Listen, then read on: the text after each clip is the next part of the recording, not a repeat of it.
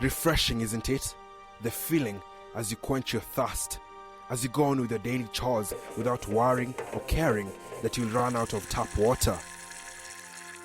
Or that one moment when you walk past that beautiful fountain in the city center and it tempts you to take the afternoon off just to swim. We can go on and on about this, but have you ever wondered just how basic is basic? It took us the visit to a small village in northern Kenya to understand this. First, the 1.5 hour flight from Nairobi, otherwise it takes close to 12 hours by road, having to make it through kilometers of dirt and rocks. And once in Wajir town, another 4 hours of a strenuous journey to Ajawa location, 240 kilometers away.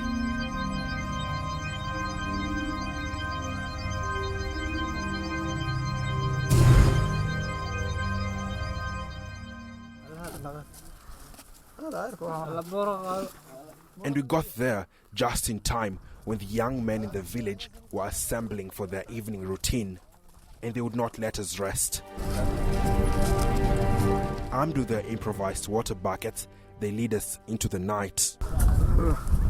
Each of them wondering whether we knew what we were getting ourselves into. One thing was certain though, no one has ever told their story. And the walk up the hill was quite a task, dealing with stretches of sandy paths before they turned rocky. Yet, in their simple sandals, they walked even faster than we did, pointing out the traces of failed attempts to deliver them from their suffering, endless water pipes running down or up the hill, depending on just how you looked at it. An hour later, we got to the well.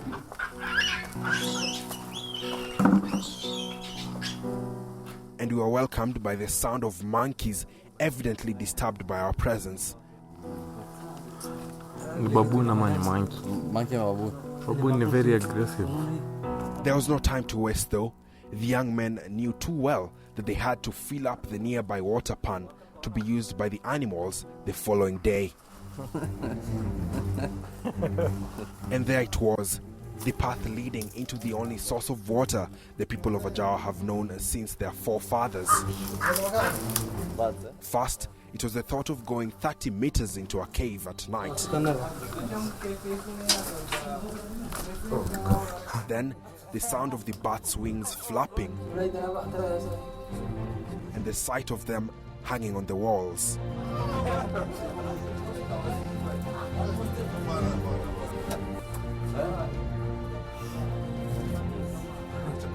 For some of us, the first 2 steps into the cave were all we could manage. The walk down unbearable, and so the rest of the group went on. The lights from our camera finally revealed the spring from the darkness of the night. This is the source of survival for the people of Ajawa, as unclean as the water appears to be.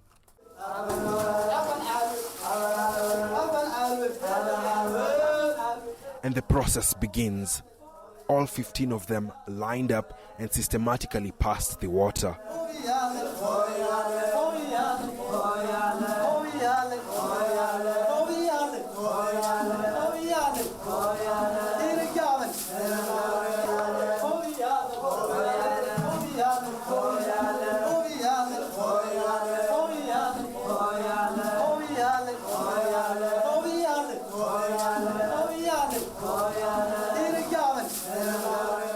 So I was not even able to go 2 steps further into the cave. It felt like I was just looking at death right in front of my eyes. And so for this case, I just have to credit the man behind the camera, and that is Brian. And I'm just going to ask him to step away from the camera and join me right here so that he describes to us how it was being down there.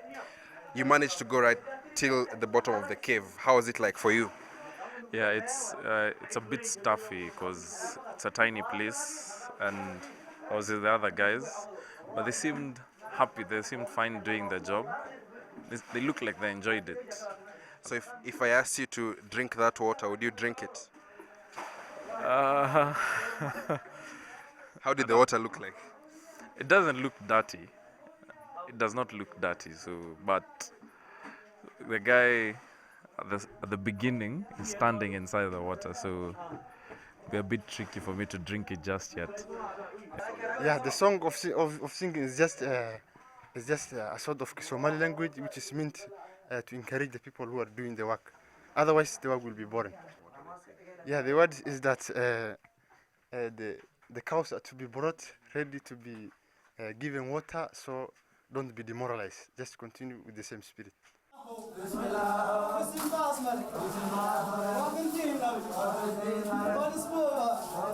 11:40 p.m. and the water pan was not even halfway full. Sometimes they are forced to sleep in the bushes, as it is pointless to walk back home and be up the following morning to return to the well. So we left them behind.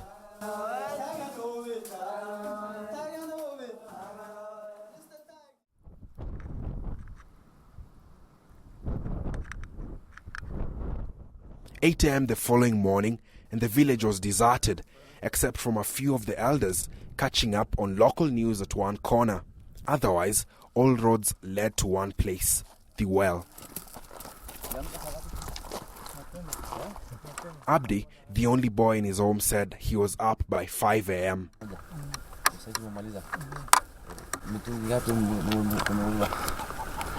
These 420 liters and 210 liters.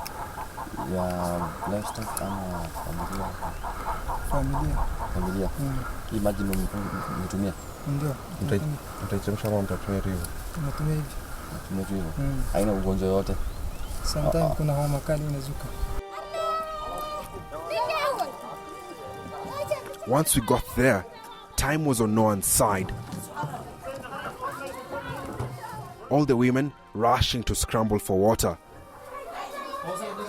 Neither the heat in the cave nor the buzzing of bees could stop them. Some even carrying as many as 5 jerrycans at a go. For others, the immediate need was to quench their thirst after the long walk under the scorching sun.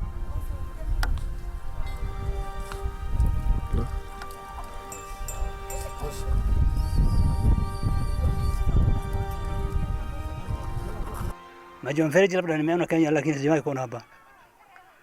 Shida yetu maji yetu ni hii.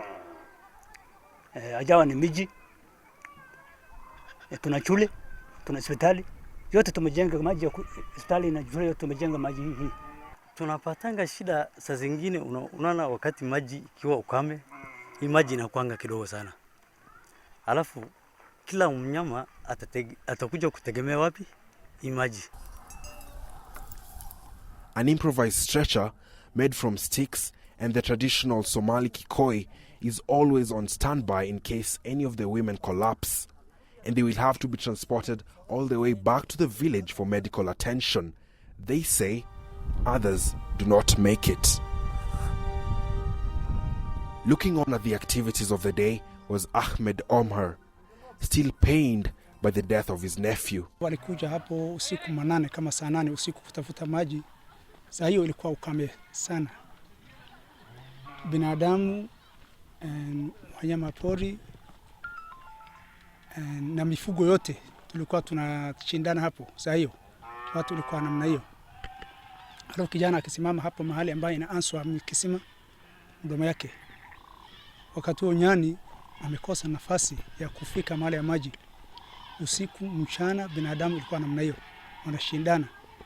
Alafu wametuvamia nyani wakiwa kundi, wakatuba mawe wakapiga hapo, ikawa medera, ndio tukachukua tukapeleka huko Manyata akikufa hapo.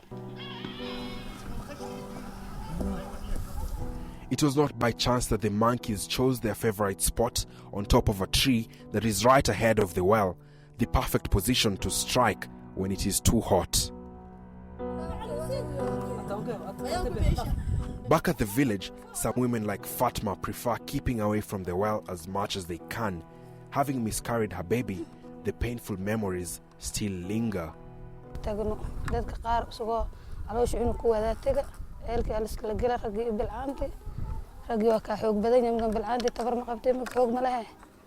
waa gelaysa markaas gasho sulkas ku riix waa kuga joogsanata meeshan waa kuga riix ilmi banaanka garjimi waa lagu kormarin waa lagu korjiida intay ka galayeen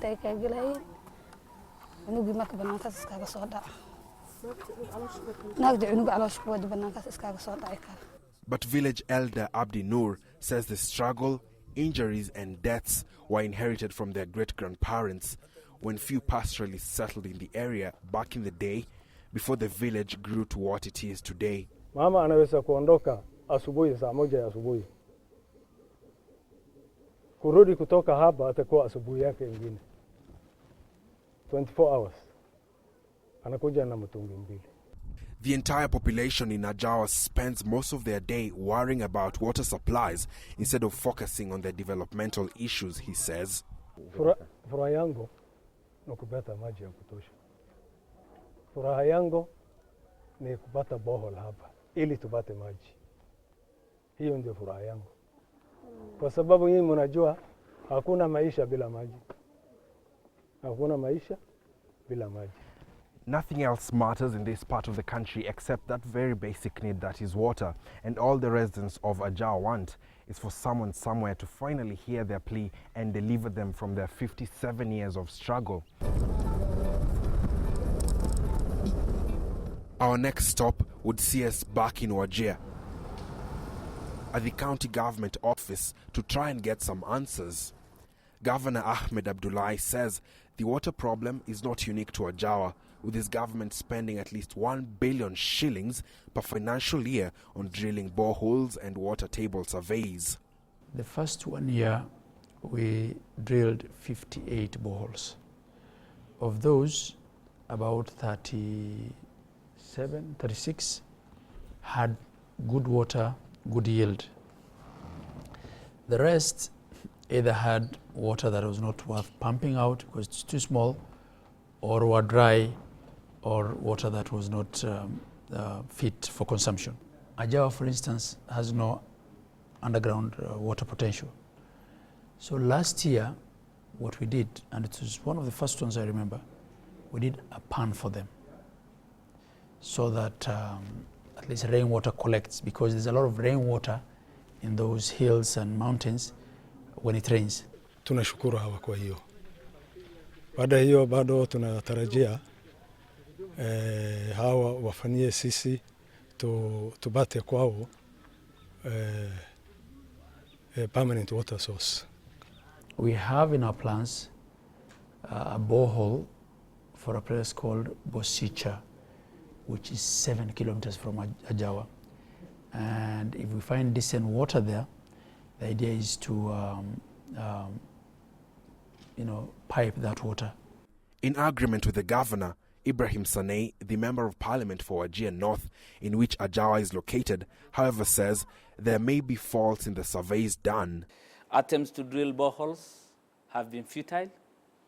Hydrogeologists have always been giving us surveys. Actually, the cost of sinking boreholes is so prohibitive, to the extent that we are wondering where the problem is. Is it the surveys that are poorly done? So it's a challenge to our hydrogeologists in the country. In a constituency where water is a scarce commodity, then all the indicators will show that this is a poor lot. Once we find water, I'm sure things will improve tremendously. People will be able to do business, health will improve, education will improve, because that will enhance enrollment in schools. So water is life.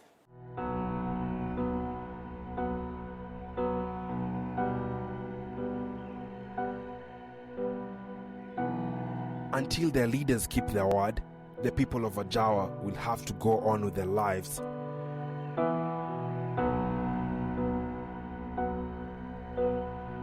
Keep hoping that one day water shall flow to their homesteads.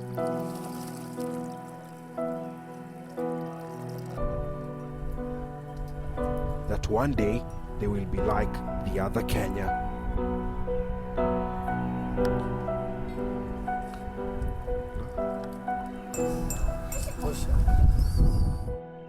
Ian Wafula, KTN.